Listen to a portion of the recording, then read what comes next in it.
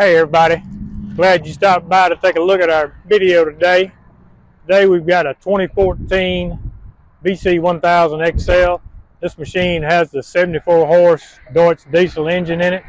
It's got 1,646 hours on it.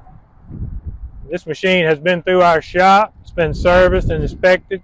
It is ready to go to work. I'm going to crank it up, show that it engages, and run a little 4x4 through it just to show you that it does crank and run and chip.